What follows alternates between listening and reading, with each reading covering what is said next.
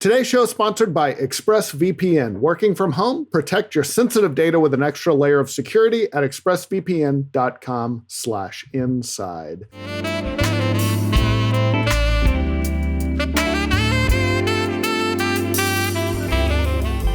Hey, everybody, and welcome to the Inside Gaming Podcast, where we talk all about video game news. And we have, once again, a lot to talk about, mostly Cyberpunk. But first, let's get to the introductions. I'm Brian.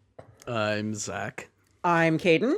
It's me, Evan Campbell, at Darth Burrito, and I'm so mad Hades got robbed at the Game Awards. It's criminal. It's a crime. I don't know if these game journals are doing. Nobody played this game. I don't know what happened, but it's easily the best game of the year. That was my game of the year, although Super Meat Boy Forever is coming out December 23rd, so that's kind of a low-key contender for me. There you I think go. it'll sneak in there.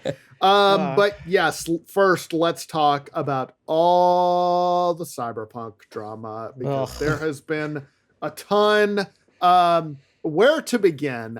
You guys, if I'm sure if you have played it or if you have opened any kind of video game news website or video channel over the last week rather, you know that the game has had a ton of issues, obviously on base PS4s, base Xbox Ones. It's just been a mess. They had to call an investors meeting, like an emergency meeting, and CD Projekt Red's like, yeah, we didn't pay that much attention to what they called last gen consoles, which were current gen consoles as of a month ago. Yeah. Come on. So Bananas. it's just there's I would say very understandably allegations of kind of a cover up on their part, that they kind of tried to hide how bad it performed on PS4s and Xbox Ones. They only gave this is PC the codes. the Watergate of the current gen. It kind of already. is. That's a great that's a great analogy. It is, and it's a shame. It's the crime and the cover up. In this exactly. case, yes. You know, it is both the DNC robbery and the Nixon refusal to admit awareness. I mean, it's a mess, fellas.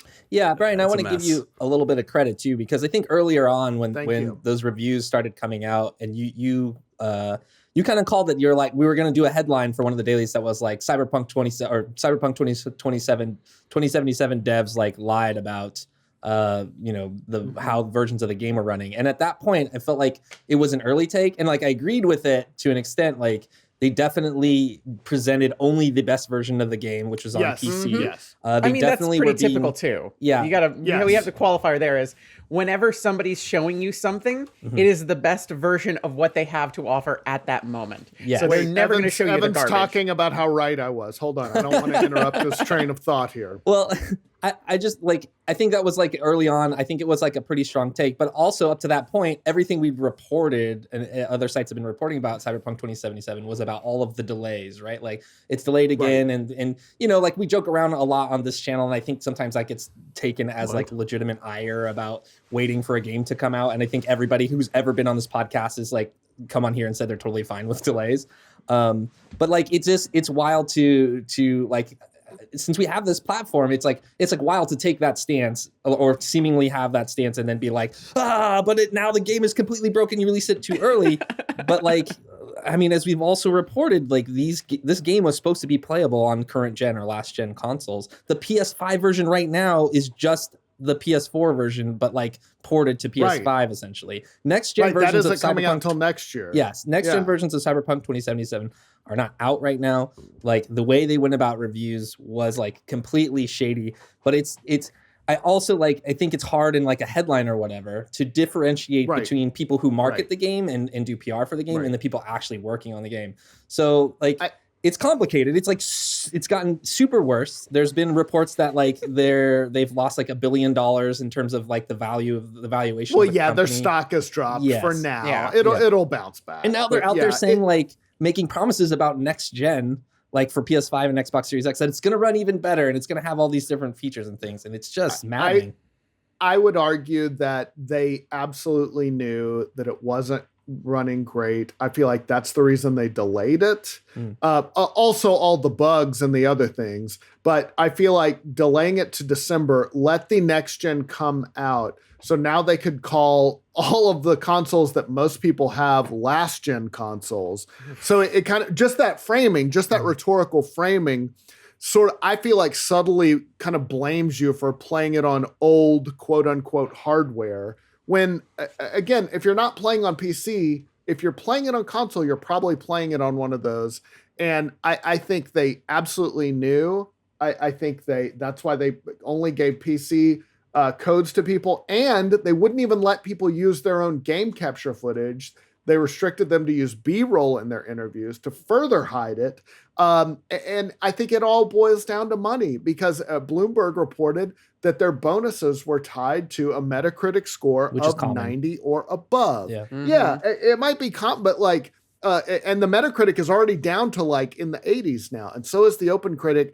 So I think this is a case of just them willfully misrepresenting how the game would run on a lot of devices and trying to keep pre-orders up, trying to keep it, trying to keep their numbers high, their sales numbers high.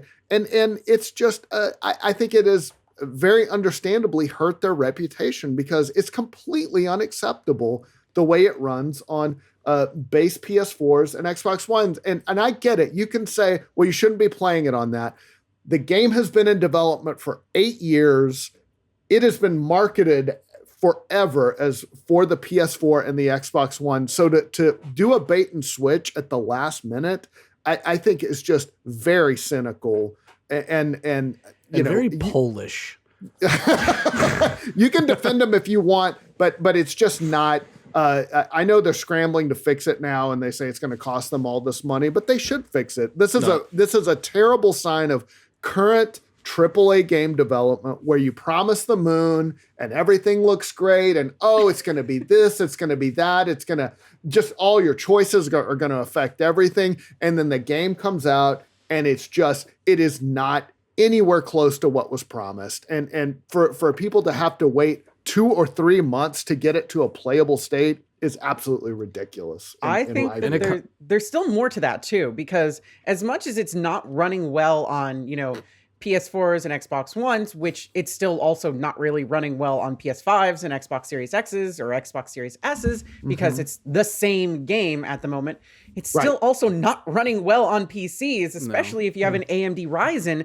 Are you talking about the bugs and everything, or just performance? There's bugs, of course, but as far as it's like, if you have an AMD Ryzen, any kind, almost any kind, for whatever reason, the game is almost hard-coded to detect it as an ancient version of itself, which means it's busted as hell if you have anything other than, an NVIDIA graphics card, which is kind of icky. I mean, it's just one of those things. It's like, it basically, what is it?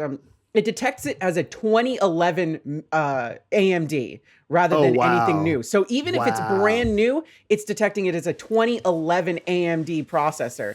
So it just doesn't run, and there's fixes there, but you have to do that. And it requires some, modification, a hex editor, of course, to actually fix that stuff, which is, not exactly accessible to most players. It is accessible to a lot of, higher end PC players. They know how to do that stuff. But still, you buy the game, it should work.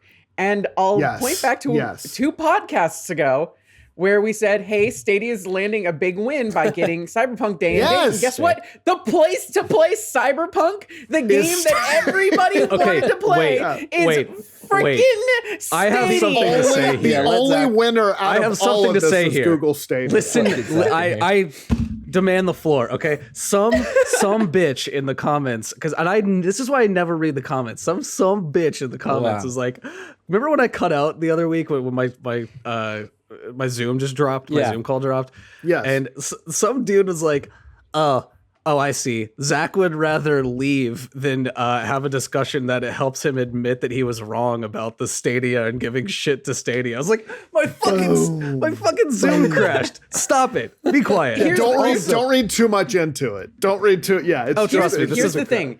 This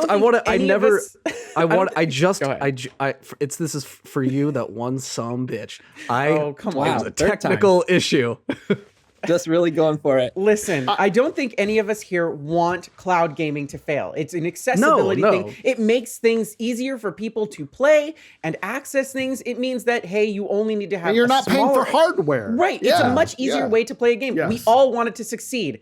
However, it is just not at a place where it's, viable for everyone. However, if it is viable for you, you're in luck because you're one of the very few who can actually enjoy Cyberpunk 2077 the way they wanted it to. Number one Stadia hater on Inside Gaming, as the person who's written all the stories, it's true.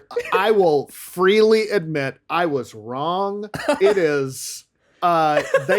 Stadia absolutely deserves, again, if you have a good internet connection and it works for you, it is the best way for most people right now to play it if you don't have a high-end PC. Alana and I had this debate, and it's just like, it works, it does. But you have to hit those buttons, those bullet points. You have to have those right now. I tried Stadia overnight on my iPhone because they sort of did that kind of back end, like if you just go to Stadia, the website on your web browser on the phone, you can play games that way. I paired my PlayStation 4 controller to it, and I've been playing. It responds remarkably well. So I feel like they have been beefing up the service. I think Cyberpunk, they've almost turned it into a quasi-exclusive for themselves. To a degree, yeah, you're not wrong. Which is kind of amazing. And you know what?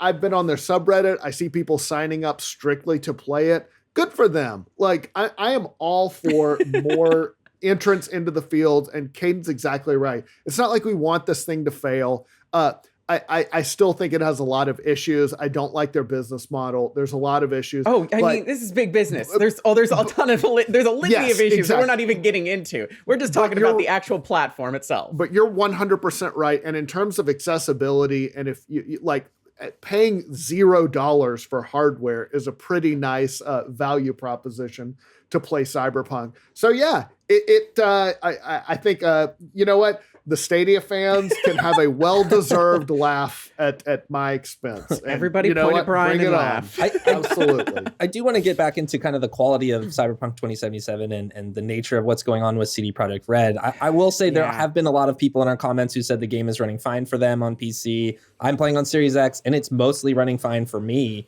I'm playing on 1X. It's okay. Yeah. It's not ideal, but it's not bad. So have you had hard crashes on 1X? No, I haven't. Wow, that's pretty good considering. That's impressive. How about you, Zach? Have you been playing?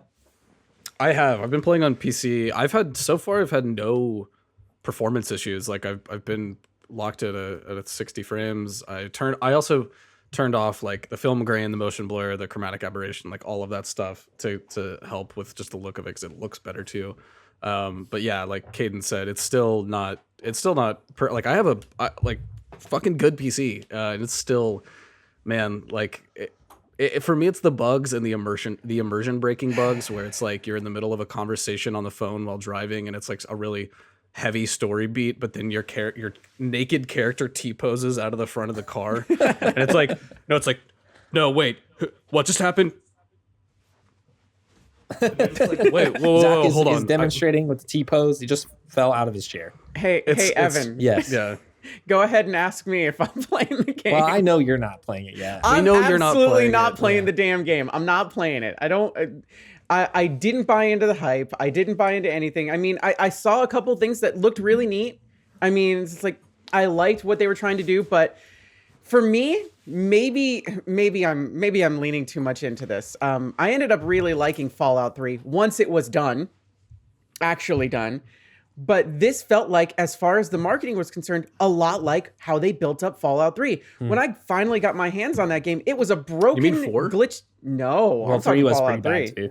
It was a glitchy, broken mess at launch. It was just a disaster. And a couple months later, they fixed a bunch of things, except for on the PlayStation platform, and they made the game work. And it was the clout of the brand name that carried it through those couple wiggly months. And I think Cyberpunk's going to end up doing the exact same thing, no matter what trials and tribulations they go through right now, no matter what the glitches are. In fact, I think it's actually helping them because it's turning it into a meme, if anything.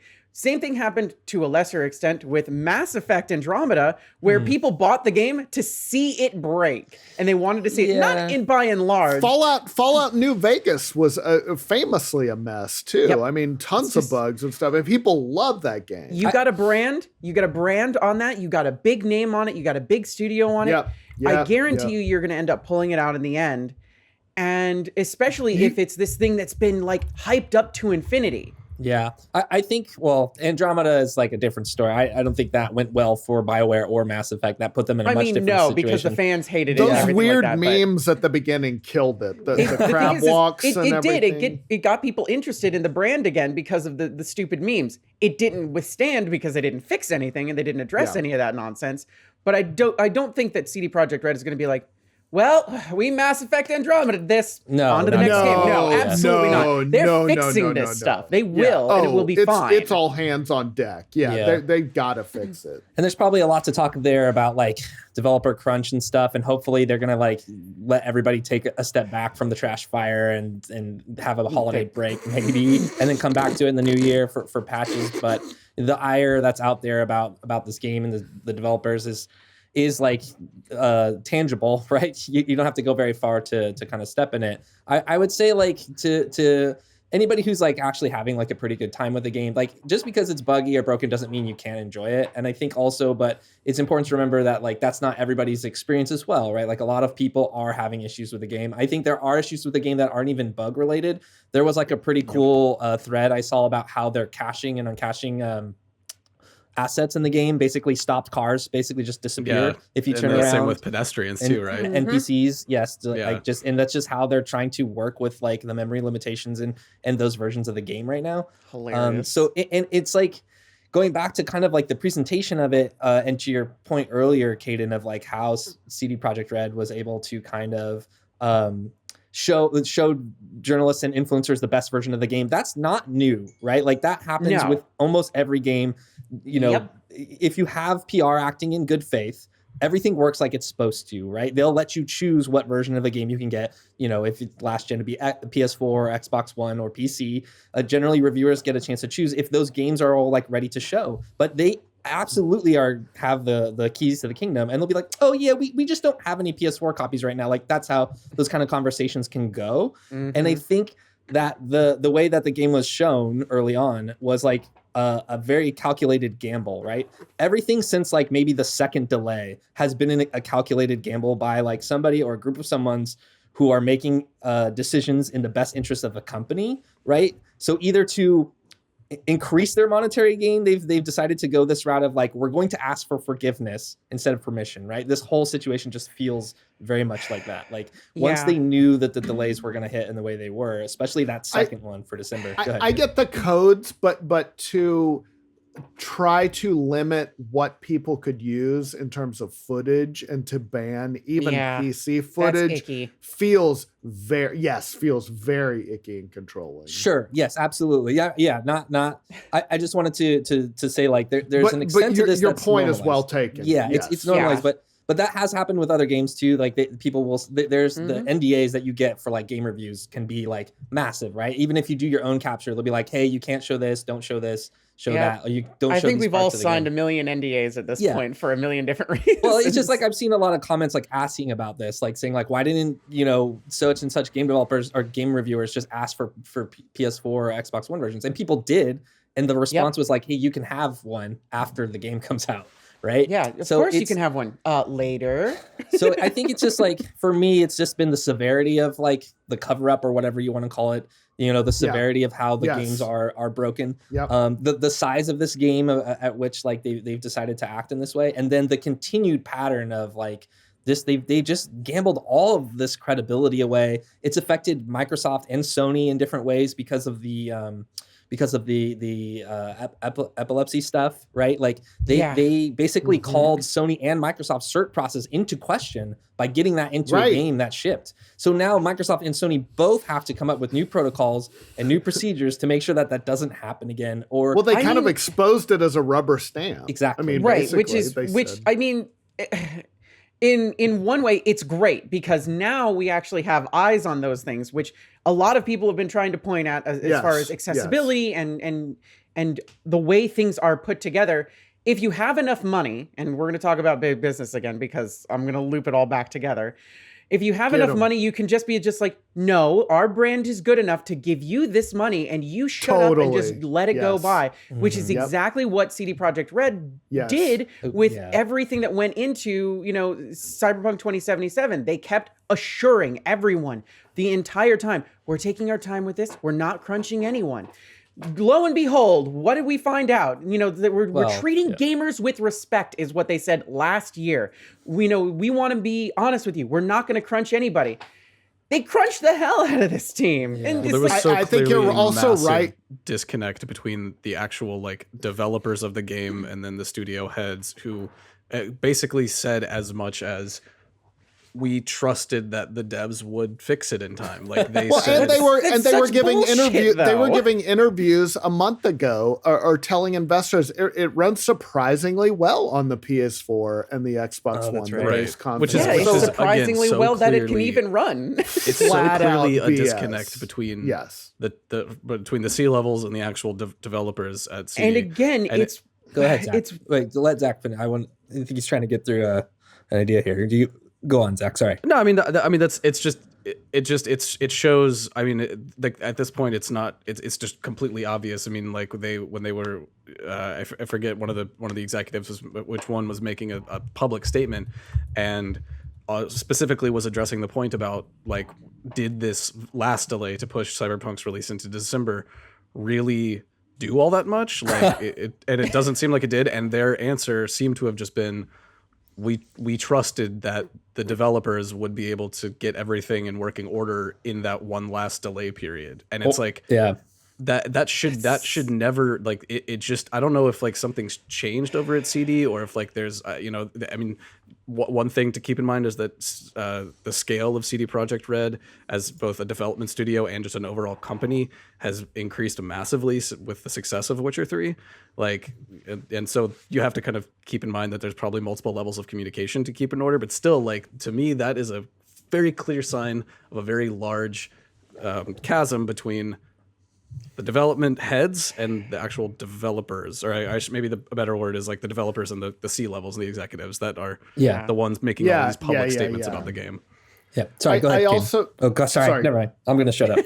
I just wanted to echo Caden's point a little bit. And I think this is an example of a big name developer just kind of big timing kind of everybody and sort of using their reputation, whether it's the certification process or the public communications, because I think the underlying message to everything they said was, look, we're CD Projekt Red. We make great games. You can take it to the bank. If we say it's this way, then it's this way. And if we say it's fine, then it's fine. And I think Sony and Microsoft just took their word for it. I think we all, to some extent, not we all, because people have been raising some questions, but I think for the most part, people took their word for it. And, they were not being truthful in a lot of aspects. Well, it's the overhype of it, and it's like the Last Guardian syndrome in kind of a similar way, where it's here's this legendary developer who has established a pedigree for themselves, and they get given a little bit too much of a runway, a little bit, give them an inch, they'll take a mile type style of development, where it's they clearly were given the benefit of the doubt from a very early stage in the development process, and just stringing it out like this is just an example of it's the same. That's why I say bring up the Last Guardian comparison. It's that game took 8 years to make or whatever. It's from Team Eco, so everyone was okay, well, it's going to be good, which is definitely going to be good. And then so of course when the game comes out after all of this hype and all of these delays, the game is more closely resembles a last gen game than, because that's when the development started on it, that it's of course the game's not going to meet expectations. Of course it's not going to become this pinnacle hallmark of gaming as everyone's been hyping it to be. And then the big. I mean, like we get over it as consumers fairly easily, but it's like that leaves a huge stain on a studio. Like yes, and it sucks because like CDPR isn't doing themselves any favors right now with some of the like public messaging and some of like their PR choices and some of the very odd, not cool choices they've made in terms of like representation in the actual game. It's just it's a fucking mess. It sucks. It sucks, but they did it to themselves. Yeah. I mean, they screwed up their reputation. The ultimate issue here is that Zach's right. There is a fundamental disconnect. You know, something happens. There's a blowback. The higher ups see all these things happen. It's like, hey, you, whatever your job is, I don't even know your name. You fix this. And we have about this much time to do it. And they're tasked with figuring out the best way to navigate that without actually getting the tools or, the funding to actually make those things happen properly. And then there's, the reaction to it. It's like, oh, we're totally, the messaging comes from up high. It doesn't actually come from the people making it. It's like, we're totally changing everything. We're making everything far more inclusive. We're taking a look at how everything performs. It'll be the perfect game. Don't worry about it. You're going to love it. Everybody's going to see it. And it's going to be the pinnacle of video games. And it comes out and everybody's like, well, there's representation issues here. There's the fact that the game doesn't run. There's the fact that even when it does run, it's still a buggy, glitchy mess. How did this happen? Where did all this come from? And I'm sure the developers, the actual developers, the people working on the game were just like, yo, this isn't done. We're going to have problems because there's always at least a couple people who will speak up and they'll be like, oh, no, don't worry about it, is usually the response from the higher ups. Don't worry, it's fine. I will add, and I've been playing it on the One X, and I've been enjoying it. I don't think it's the be all end all game. I think it's a good game. I do feel like it is a game where the hype got out of control to an extent in my mind, and someone correct me if I'm wrong. It feels like we haven't seen a case like this since No Man's Sky, where the hype just went nuts. And then what was delivered, at least at first, just totally did not live up. Only in the case of No Man's Sky, that was from an unknown developer, an indie studio. 11 people. This is from CD Projekt Red. So, this is much bigger budget, much bigger studio. So this I feel like is the new gold standard for hype that got out of control. They did. 100%. And I don't know if y'all, I'm curious what y'all think about this, if you agree with me or not, because I think a lot of, I think like Sony and Microsoft learned a very valuable, especially Sony learned a very valuable lesson from No Man's Sky, in that a lot of the overhyping of No Man's Sky was directly fueled by Sony PR and like them, using their clout to get what's the guy's name from Hello Games? Sean Murray, to get him on like late night talk shows and to like get him in the circuits, just like absolutely hyping this game to an unrealistic stature. Well, he can weave a dream. Like the way he talks about his craft is infectious. Right. It's almost like Peter Molyneux levels of like and it sucks because like PlayStation directly helped. Like Sean Murray by himself would have, without PlayStation's like blessing, that hype wouldn't have reached near the levels that it did. And so I think there was that very public admission of guilt. I remember Shuhei Yoshida from Sony specifically called out himself as being part of the process, where he was like, look, like we got really excited. We were a little out of touch with like what the game actually was going to look like as running on boots on the ground. And like, I think they learned a lesson there, because correct me if I'm wrong, I don't remember seeing that level of like platform support around Cyberpunk. It was just kind of like, let them do their thing. Let CDPR is like such a big. Well, I mean, even Last of Us and Ghost of Tsushima don't get like they were marketed pretty heavily, but I don't think that they put him up in that way. But I also feel like he was not ready for the level of attention that he got. No, he was not. They didn't prepare him at all. He wasn't. And this is no disrespect to him, but he wasn't working for a big time developer. And I think he was excited about his game, and I think he was talking it up. So I think he got thrown into the deep end of the pool very quickly. And it just got completely out of the control. So I can forgive him more than I can forgive CD Projekt Red. Because they have experience shipping big games. They should have known, and I feel like they did know, and I feel like they kind of at the end tried to take a shortcut. And the reason I feel like that happens is because they did create them the like this impossible scenario for them to solve. And what we got was the result of them saying like, this is now the best solution. This is the best course of action we have as a studio to like put this game out there. And in hindsight, 2020, it's like, yeah, you should have, delayed the next gen versions of the game. Maybe that wouldn't even have mattered, since like we said, PS4 and PS5 version is basically the same right now. Xbox Series X version is enhanced, which there's still like a lot of like cloudy wiggle room around that kind of language. But like, what happened was like the result of them saying like, this is our best way forward into like whatever's next. And there's like things that we can't see is like on the Games Press side. Like, we don't know what these executives are talking about, what they're trying to do, what their goals are. It's obviously just to make as much money as possible. But yeah, it's like in hindsight, yeah, it's easy to kind of say like what could have been done. Like, I think a lot of these issues could have been circumvented with just like good messaging and marketing around like, if they did pull that card of like, okay, we're not going to have simultaneous global launch on all platforms, and had like a really strong messaging around that, like this is the best thing for the game. They could have gone that route, and it would have maybe worked out better for them.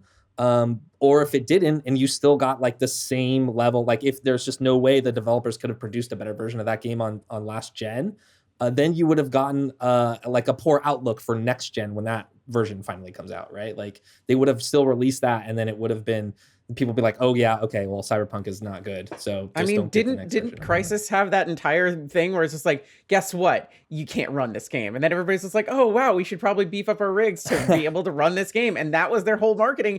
And it worked. I mean, I feel like it could have worked here. It's like, guess what? You think you can't run, you couldn't run Crysis? You definitely can't run Cyberpunk 2077. I think ultimately it might end up like it might be a type of situation where I feel like in 6 months we're going to be really interested to see what like the temperature is around that game. And of course, to like Sean Murray's credit and Hello Games, like they've like revamped that game significantly. Won an award at the Game Awards for ongoing game or something in terms of what they were able to do. And they delivered a lot more of those promises that they were talking about early on. But yeah, it was just, it's all, and in both instances, I think it's a good example of just how like the hype kind of runs away with it. And what do you do as a developer, as like a marketer? You don't want to let that go to waste. Like the hype isn't bad because means your game is going to sell, which is like the primary focus of your job as somebody whose job it is to make sure that your video game sells very well. Which again, like Zach pointed out, there's a distinction between people who do that in the industry and people who are actually on the, like in the code, right? Like making these games, doing art for these games and animation for these games. So the parting message we all have to learn here is that it's not like movies, games are easy to make. It's not that big of a deal. It really doesn't take that many resources or people. And it's like, if you can't get your game out in like a year, it's your fault. Sorry. So that's how I believe things. All right, can we talk about anything except for Cyberpunk? Yeah. All right, let's move on and talk other big news that happened. The Game Awards, obviously, and The Last of Us 2 ran the table almost. I mean, they got Game of the Year, game direction, narrative, audio design. Laura Bailey won for Abby in terms of a performance win. So a lot of the big ones, they just swept the table. Just a real innovation in accessibility, action adventure game they won. It just goes on and on. Other big winners. Hades won Best Indie Games. That was a lot of people's pick. Mine also for Game of the Year. Best Action too, I think, right? Mm-hmm. I want to say maybe they beat out Doom. Yeah, they beat out Doom Eternal. Oh yeah, that's right. The Final Fantasy VII remake won for Best RPG. I think that was a good call. Ghost of Tsushima only won for art direction in terms of the big. That was surprising to me. I mean, I almost kind of agree with that one for them as far as the way the game looks, how everything changes. It's deserved. It's such a pretty Not saying they game. didn't deserve it. Yeah, I mean, because it did. Hades deserved a lot more wins than they got. That's all I'm going to say about the game. Among Us won for Best Mobile Game. It kind of, Half-Life Alyx won for VR. So there was some, a lot of people thought, I think, that Half-Life Alyx should have at least been nominated for Game of the Year. But it's VR, Wait, so... Was it not? No. Oh, really? I thought it was. It was. No, the nominees for Game of the Year were Last of Us Part 2, Animal Crossing, Doom Eternal, Final Fantasy VII Remake, Ghost of Tsushima, and Hades. Well, at least, you know, the takeaway here is that Last of Us 2 swept the whole damn show, and 4chan gamers of the world cried and out everyone everywhere. loves it. Yeah. They decided they were wrong. This day will live in infamy on 4chan. The day that Laura Bailey was vindicated for her role as Laura's Abby. amazing. I know. Laura's performances are fantastic. She's dedicated to her craft. She really sold everything about this. Agreed. And Fully I mean, it really, to a degree, yeah, it's vindication. I mean, she did such a great job, and she always puts a lot of herself into those roles, and she busts her ass, and it's well deserved.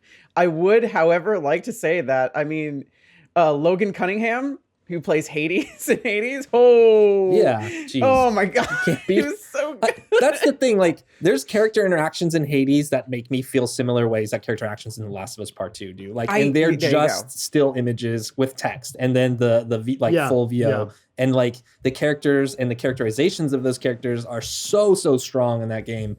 I think.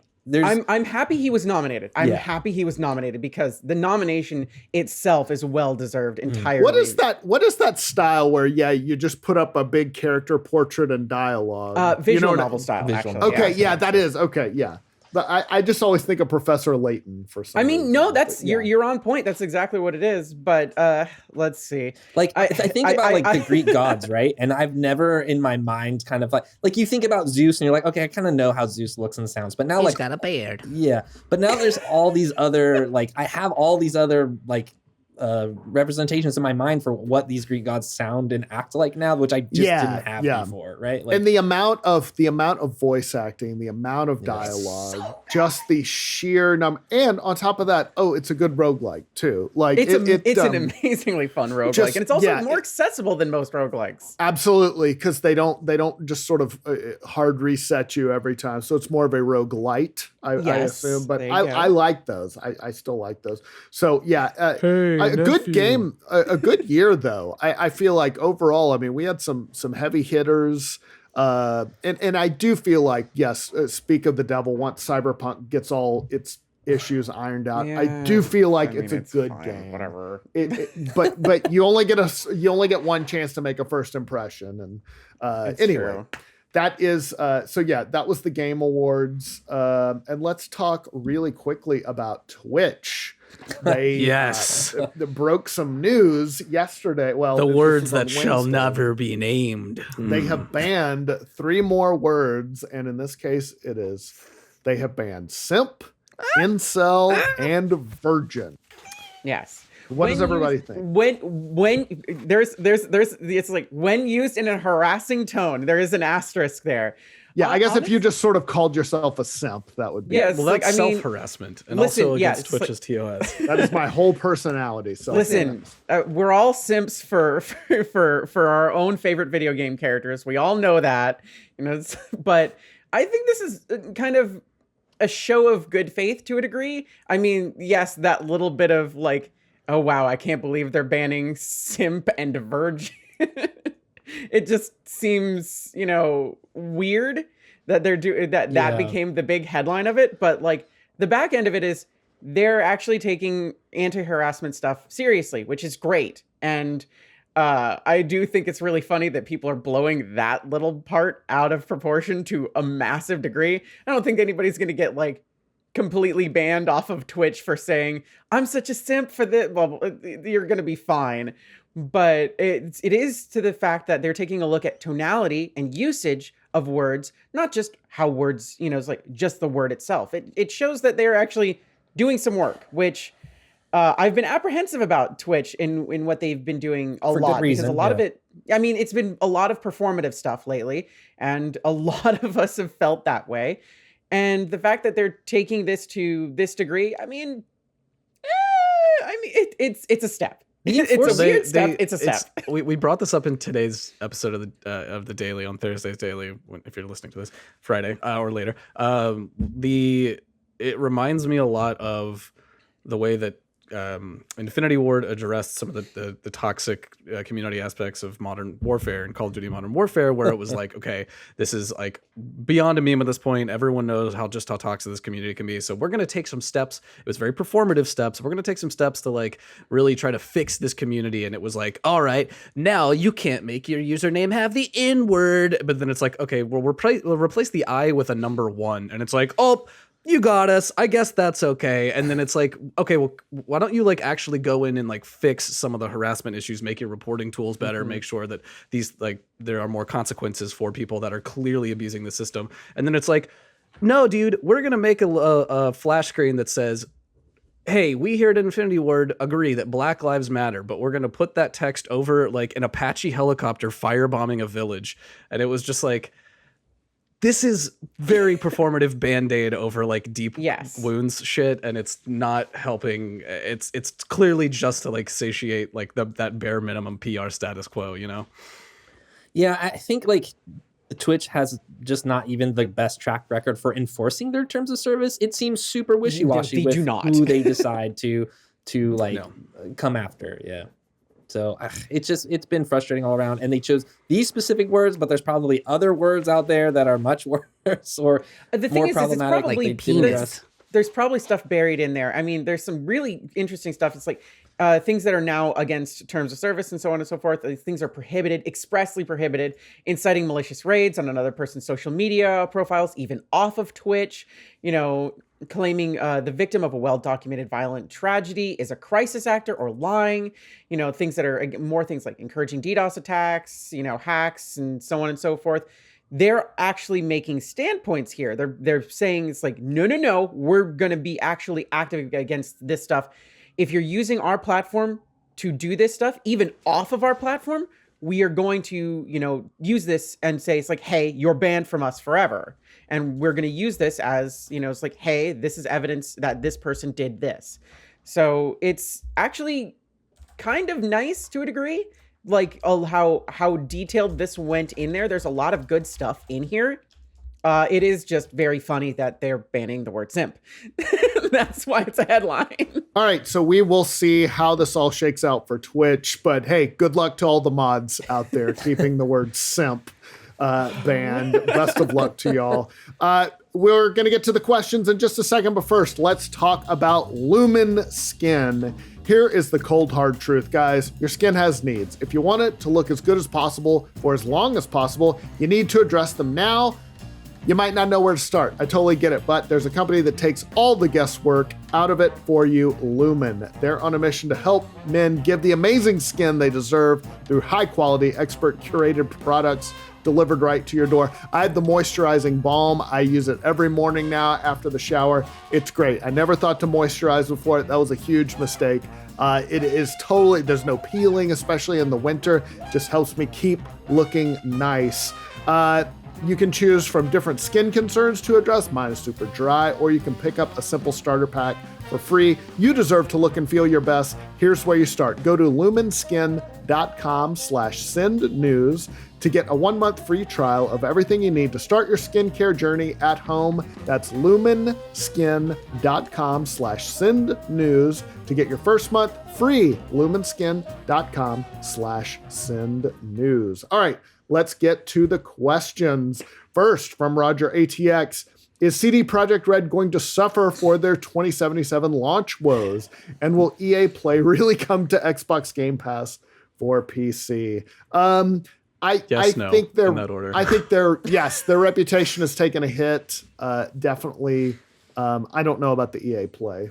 It'll be fine. I think it'll be there eventually. I was waiting for it. As of this month, I'm canceling my PC Game Pass. It's so broken and barely works.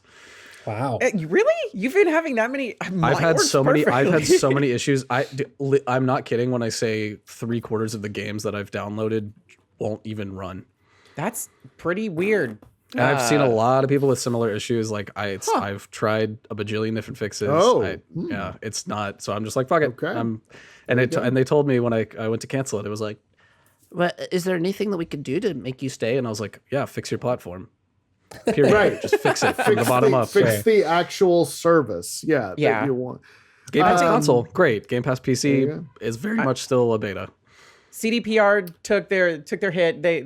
And they'll be fine after that. Honestly, they already took the hit that they're going to take, and I don't think that they're going to struggle that much through this. The actual developers, what's helping them is people have short memories. The actual developers themselves are going to be like beating themselves up about a lot of this, but the company itself, they'll be fine. It's going to be 10 years before the next CD Projekt Red game. That like real, like legitimately like huge AAA CD Projekt Red game. It'll be something similar between 6 to 10 years. I mean, I know they have like smaller like card game stuff that they work on, but can't wait for Cyberpunk Gwent. They're also tied into GOG, right? Like that's part of their company. Like I don't think people are getting laid off over this. I think like the reputation takes a hit and everybody will be like, but they're still, if the game looks dope, people are gonna be like, oh, I can't wait to play that all over again. Yeah, no doubt. Be fine. Yeah, no doubt. And next question, Elvis, aka Geezer. Oh, I know you, Elvis. Hope you all have an amazing rest of the year. I know it's been pretty SE, SHITTY.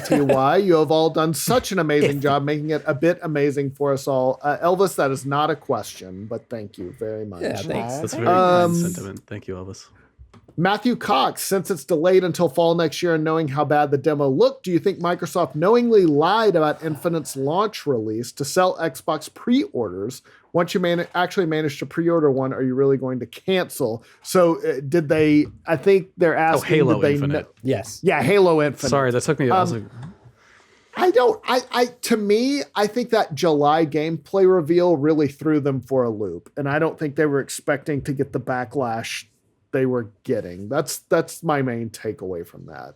Agreed. I think that somewhere on an executive desk there is option A and option B with depending on how Halo showed. I think they did have an inclination of how things would go. The delay came too soon after that demo for it to have been reactionary. I feel like you don't make like a big decision like that like over the course of a week. I don't think. Yeah. My suspicion is like they had a plan for if like the game showed and it was mostly okay, then they wouldn't have to delay it. But if people like caught on and things went bad, then they were gonna like, okay, open up, break the glass, and this is like the emergency strategy. So I think it's premeditated in that way. I don't think that they would have lied about Halo Infinite. You know, like they wanted that game to come out with the launch, and they wanted to try to do everything possible. The thing that they did differently than what CD Projekt Red did is like Microsoft was like, okay, we'll take the loss, we'll take the hit, because ultimately what we're trying to build is more important than this one particular game. Yes. And they delayed it like far into the future too, and they still haven't given next fall, like a year into the future. They said next fall. They never actually gave a release date. They never said when Infinite was going to come out. There's a reason for that. Was it really a delay, or was it just like, well, let's see how this goes? Well, they definitely moved the window. Infinite, and that the development will literally never end. Yep. So Halo Infinitely waiting, right? Yep. You know. There's a joke. Yeah. It's a good point though. Microsoft's a huge company. They can afford to delay that as long as they need. CD Projekt Red, that game is the company right now. That's the bread and butter. Yes, it is. That is it. Yes, they had to put that out. So Listen, that's the difference between a $1 trillion company and a $80 billion. Yeah. I will say that the stuff that they dropped during that, hey, look, we're delaying it. It looks real good. I'm like still hung up on that Scorpion Punch armor coating. It looks so tasty. And it's just like, the black and red. Yeah, I'm such a sucker for it. It's like, it's so sleek. I love it so much. Oh, wait. I'll happily wait. Don't crunch your employees, please.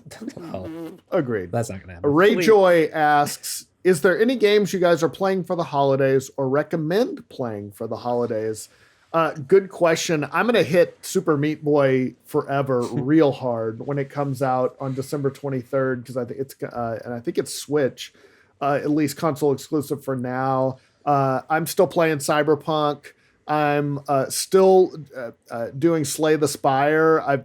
I need to beat it with all 3 characters and then get to the sort of the true ending. No spoilers, but yeah, those are mine. I'll probably just be spending a lot more time with Cyberpunk. You know, we're kind of in the thralls of getting all our holiday content like prepped and shipped, scheduled and all that. So I haven't had as much time to play it as I want. So I'll probably just mostly spend time playing that game and catching up on a bunch of indies that I missed between now and like a couple months ago. Yeah, I'll probably replay Hades. I'm gonna probably play Monster Sanctuary. I'll play my fallbacks that I love doing for like chill gameplay, like Valhalla and Coffee Talk. But I'm finally going to invest all my time into Miles Morales, and I'm going to platinum that a couple times because I'm such a sucker for everything Spider-Man. You're a huge Spider-Man fan, yes. I am. Also, Monster Sanctuary looks cool. I want to get your opinion on that when you're done. I'm very excited for it. It also came to Game Pass on PC. Oh, that's cool. So Zach, you can't play it. Brian, you should be able to. Yeah, Zach, what are you playing? What are you playing? Yeah, let me tell you about a little game called Cuisine Royale. Oh, okay. That's another topic for another day. They rebranded. It's cool. I mean, I'll dedicate some more time to Cyberpunk for sure. I got really into DayZ recently, so I'm sure I'll be playing a nice chunk of that. I started. Brian, you may want to earmuffs for this. I started Dragon Quest 11, and I don't like it. I don't love it.